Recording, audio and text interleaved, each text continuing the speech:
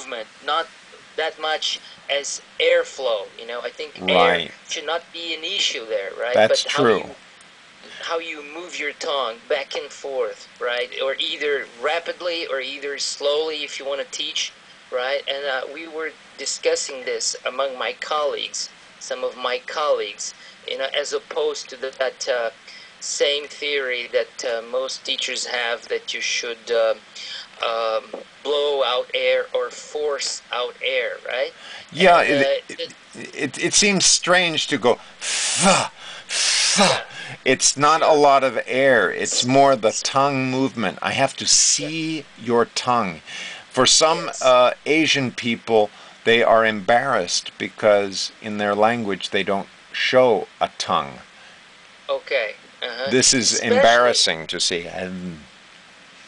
So I have to go. especially in this case that we're taking into account the th followed by r, right? and, Oh, and sure. the transition between this, I know that you don't like to call fricative, but I would say this transition between fricative Right. and the retroflex r needs even more transition than in any other th followed by any other sound. So the tongue movement plays an imperative role here, especially in natural speech, right? I think that we see that a lot, of course.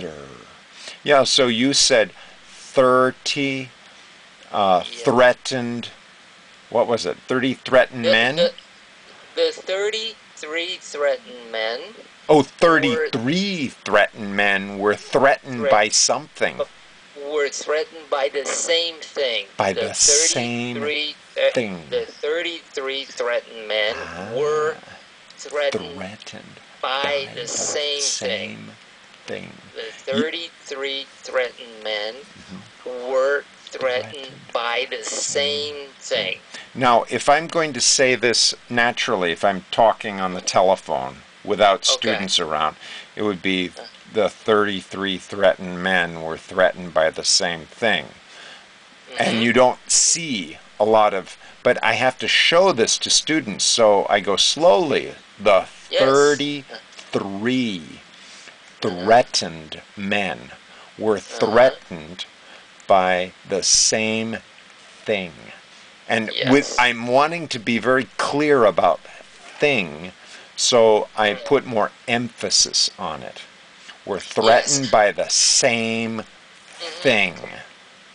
I think that you also mentioned something that I consider extremely important. It's emphasis, right? When you emphasize something, when you want to say something and put some emphasis on that word, then you can have something a little more exaggerated in terms of airflow when it comes to the th. So let me give you an example.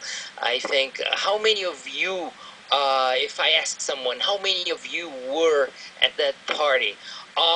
We were 3, okay? Oh, yeah, there were 3 of us. Yeah, you put emphasis, and so it wasn't 2, it was 3, and you can feel the air.